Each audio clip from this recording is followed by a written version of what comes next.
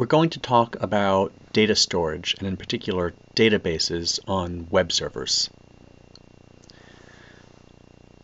This is different than what we've dealt with so far because all of our web interactions to date have been what we call stateless. These stateless transactions don't store any state, any storage, any variables, any data, in the sense that every time we make a request from a stateless web service, it responds exactly the same way. It doesn't depend on state, on any data in a storage system anywhere. So for example, if we were using that Glossby dictionary API we looked at earlier, well, every time you ask for the definition of a word, the system returns the same definition, right? It doesn't matter that I've already asked it for 72 times before. The 73rd time, you get the same definition, right? That's what computers do if there is no state, right? They are stateless. You do the same thing, it gives you back the same thing. And that's fine for asking for a dictionary definition. But what if you want to visit an e-commerce website? Like, let's take a look at Amazon. This is my account. I just visited Amazon.com, right? It's the same Amazon.com that you might visit. But when I visit it right now, there's something in my cart. I can go click on that cart and see what it is. And we see there's a MakerBot Replicator 2 desktop 3D printer in my cart. Yeah, well, that's wishful thinking. I'm probably not going to actually buy that. But the point is, that replicator was in my cart. That was a specialized experience for me. Right? I visited Amazon.com and it brought up a different web page than you would get if you visited Amazon.com. Well, how did that happen? Well, there was some data stored on the Amazon server that was associated with me.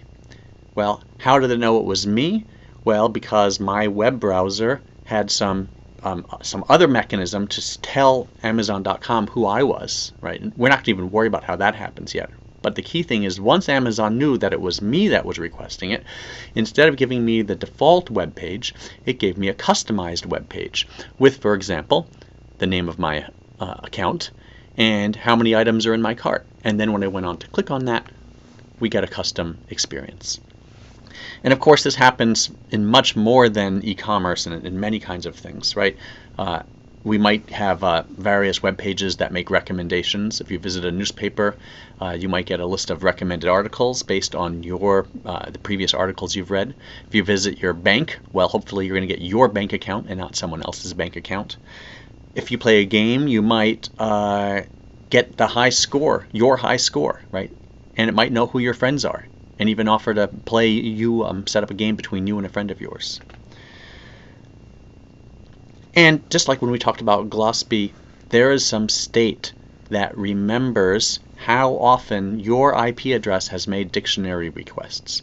And if you make requests infrequently, it will happily give you the results back.